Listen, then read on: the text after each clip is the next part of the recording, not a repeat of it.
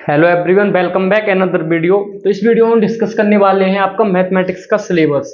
तो next video में हम फिजिक्स का सिलेबस डिस्कस करेंगे और फिर हम ऑप्शनल का भी सिलेबस डिस्कस करेंगे। ठीक, तो सिलेबस साइड में डिस्कस होता रहेगा और आपका जो सेकंड ईयर की क्लासेस है रियल एनालिसिस, ये हम पढ़ना स्टार्ट करेंगे। तो पहले हम पेपर सेकंड और पेपर थर्ड को पढ़ के चलेंगे, फिर उसके बाद में हम पेपर वन को भी डिस्कस करेंगे, लीनियर अलजेब्रा। ठीक है, तो ये आपके मैथमेटिक्स में देखो तीन पेपर होते हैं। पेपर वन होता है आपका लीनियर अलजेब्रा, पेपर सेकंड आपका होता है रियल एनालिसिस, ठीक है। पेपर थर्ड आपका मैकेनिक्स होता है। तो देखो ये समझ लो, ये दोनों जो पेपर होते हैं ये दोनों आपके प्योर मैथमेटिक्स हैं। जिस तरीके से आपका पेपर सेकंड था ना फर्स्ट ईयर में, उसी तरीके से ये दोनों पेपर आपको यहाँ पर देखने को मिलेंगे। वही जो थ्योरम, प्रूफ और क्वेश्चन, वो सारी चीजें हैं। ठीक, तो देखो पहले सबसे पहले रियल एनालिसिस का सिलेबस डिस्कस करते हैं। ठीक है, तो ये तो अगर देखो ये क्या होगा, इस बार आपको रियल एनालिसिस इस पेपर के जैसे पेपर वन के कंपेरिजन में वहां पर आपको रियल एनालिसिस थोड़ा टफ लग रहा था वहां पर पेपर वन के पर, लेकिन यहाँ उल्टा होगा। यहाँ पर आपका जो है ना ये पेपर सेकंड थोड़ा सा आपको आसान लगेगा इसके कंपेरिजन में। ऐसा इसलिए होगा कि कुछ स्टूडेंट मान लो आपके उससे आते हैं यूपी बोर्ड से, थोड़ा प्रॉब्लम होती है समझने में, तो यहाँ पे आके थोड़ा सा चीजें क्लियर हो जाती हैं, लैंग्वेज थोड़ा अपने हैबिट में आ जाती है, तो फिर समझने में आसानी रहती है। ठीक है, तो ये है। अब देखो रियल एनालिसिस आपका है, अब रियल एनालिसिस में देखो 5 यूनिट है और 5 यूनिट आपको पढ़ना पड़ेगा। आपका कोई सिलेबस रिड्यूस या कुछ नहीं रहेगा। तो 5 यूनिट में शायद 5 यूनिट आपने फर्स्ट ईयर में पढ़ा भी होगा। तो सबसे पहला है आपका वो है सीरीज ऑफ पॉजिटिव टर्म।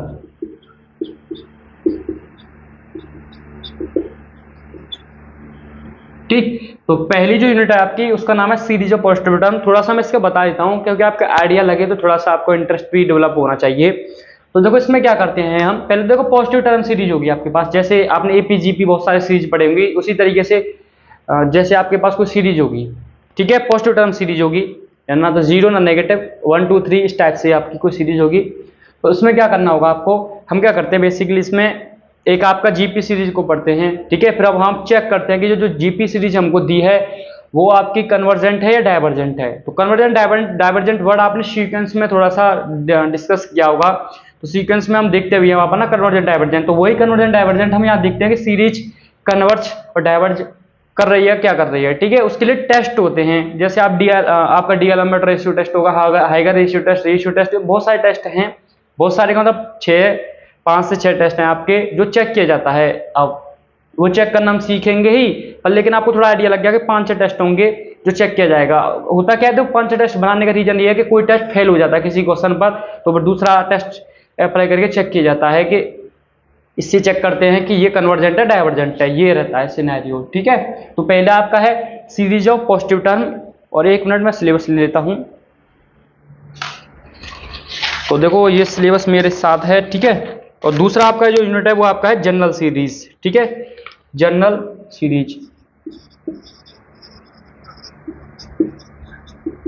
अब देखो जनरल सीरीज का मतलब ये पॉजिटिव नेगेटिव सीरीज है, इसमें दोनों सीरीज की बात होगी। ठीक है, तो इसमें दोनों सीरीज होती हैं, तो इसमें थोड़ा सा इंपॉर्टेंट चीजें वो तो हम बाद में पढ़ेंगे। तो जनरल सीरीज होगी तो यहाँ पर टेस्ट वेस्ट नहीं होता, यहाँ पर कुछ थ्योरम है, ठीक है, उस पर क्वेश्चन करना होता है, जैसे आप पढ़ोगे एबल टेस्ट टेस्ट में है। ठीक है, तो ये सारी चीजें यहाँ पर हम पढ़ेंगे।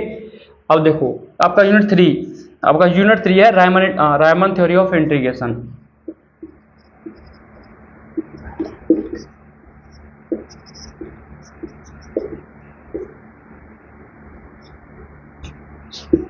तो रायमन थ्योरी ऑफ इंटीग्रेशन है, यहाँ पर हम पढ़ने वाले हैं। जैसे होता है ना कि इंटीग्रेशन का मतलब क्या होता है, जैसे एरिया, इंटीग्रेशन का मतलब कोई एरिया ही तो निकालना होता है। जैसे मान लो किसी भी सरफेस है ये इस टाइप से, तो इसका अगर मुझको एरिया निकालना है तो मुझको क्या करना पड़ेगा, पहले इसकी लिमिट डिफाइन करनी पड़ेगी, यानी ए टू बी। तो उस तरीके से एरिया निकालने के लिए हम यूज करते हैं जैसे इंटीग्रेशन का। इसी तरीके से रायमन थ्योरी ऑफ इंटीग्रेशन में भी हम क्या करते हैं, इंटीग्रेशन ही यूज होता है, पर लेकिन वो थोड़ा छोटे छोटे पार्ट मालूम मिला के इसका डेफिनेशन इन्होंने दी थी अपनी, तो उसके अकॉर्डिंग हम यहाँ पर सारी चीजें यहाँ डिस्कस करते हैं। तो यहाँ भी बेसिकली ये चीजें होंगी, आपकी थ्योरी होगी, आपको थ्योरम है यहाँ पर, उससे रिलेटेड आपको क्वेश्चन करना पड़ेगा। ठीक है, और क्या क्या होगा वो मैं थोड़ा नाम बताऊँ आपको। जैसे आप यहाँ इसमें जो मेन जो होता है वो स्टेप फंक्शन होता है, इसमें स्टेप फंक्शन, तो आपने स्टेप फंक्शन के बारे में पढ़ाई होगा।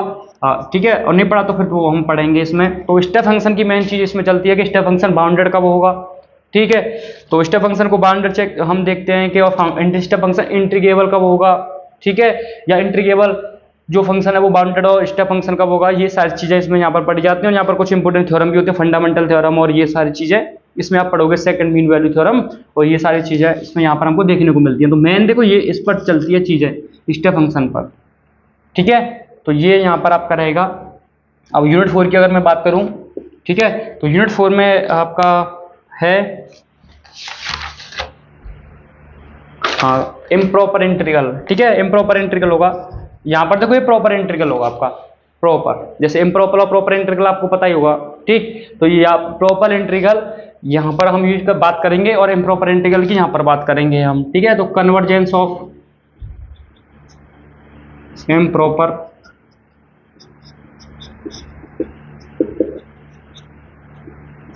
ये इसमें हम पढ़ने वाले हैं। तो कन्वर्जेंस ऑफ इम्प्रॉपर इंटीग्रल का मतलब यहाँ पर कुछ चीज़ें हम देखेंगे इम्प्रॉपर इंटीग्रल की।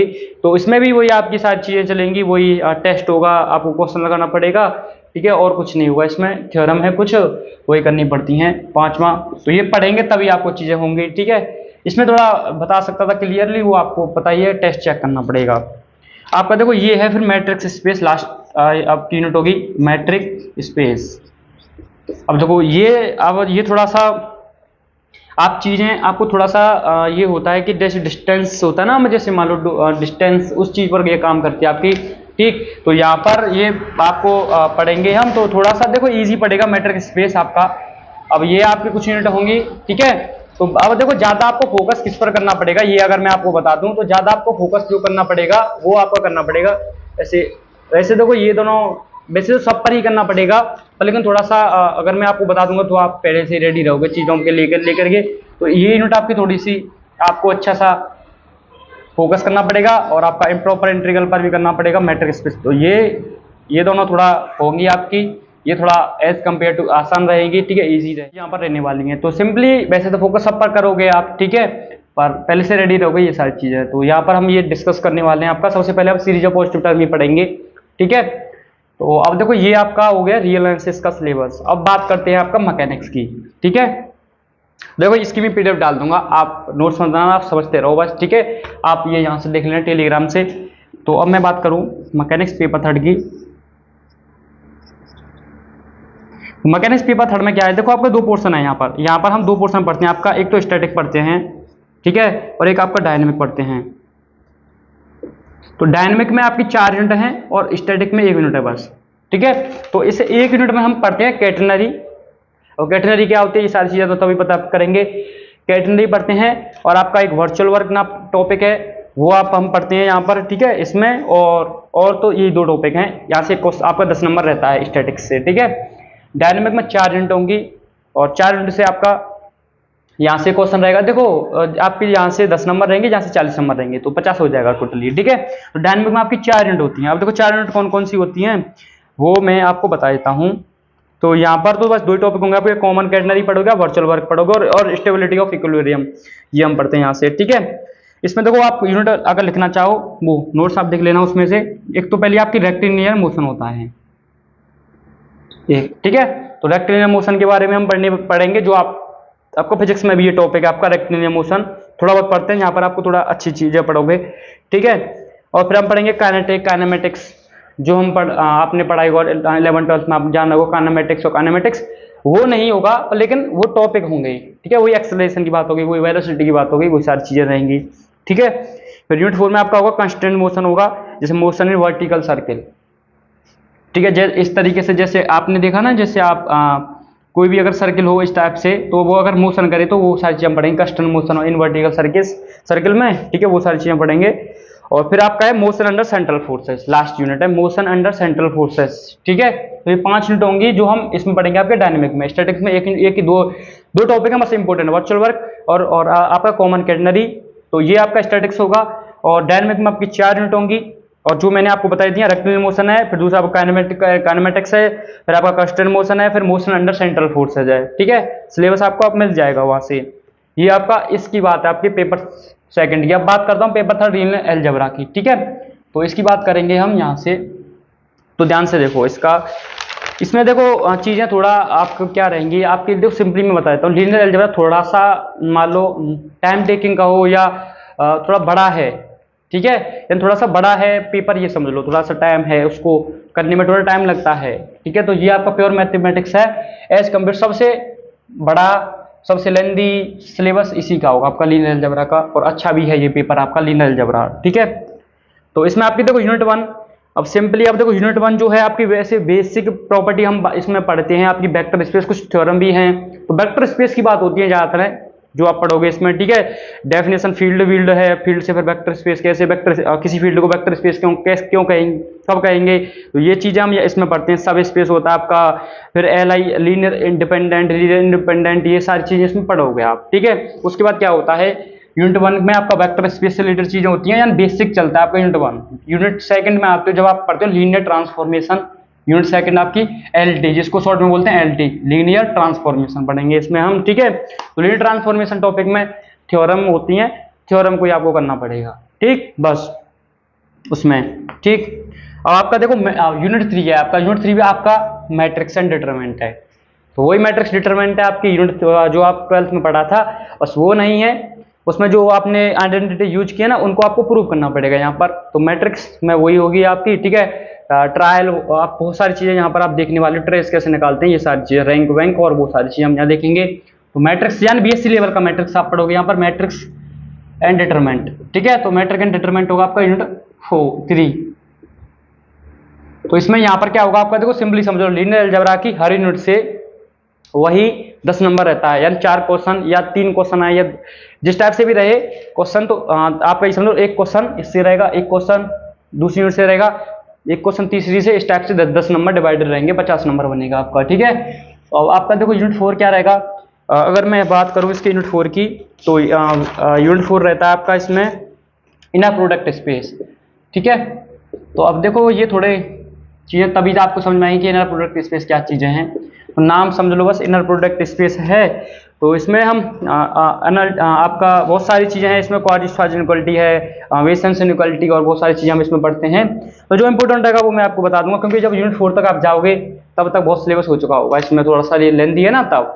ठीक, और यूनिट 5 की बात करें अगर हम, तो यूनिट 5 आपका वैसे अगर मैं बात करूं, इसका नाम बिलिनियरी फॉर्म या डायगोनलाइजेशन भी है इसमें। ठीक है, तो अगर बेसिकली इस यूनिट को नाम दें तो हम बिलिनियर फॉर्म भी बोल सकते हैं।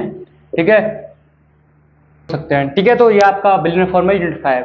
तो ये इसमें क्या पढ़ते हैं अगर मैं सिंपली बताऊं, तो देखो हम डायगोनलाइजेशन ऑफ मैट्रिक्स पढ़ते हैं, और इसमें हम अब बिलिनियर फॉर्म मैट्रिक्स का फॉर्म देख पढ़ते हैं, या क्वाड्रेटिक फॉर्म पढ़ते हैं कि बिलिनियर फॉर्म में रिप्रेजेंटेशन क्या होता है मैट्रिक्स का।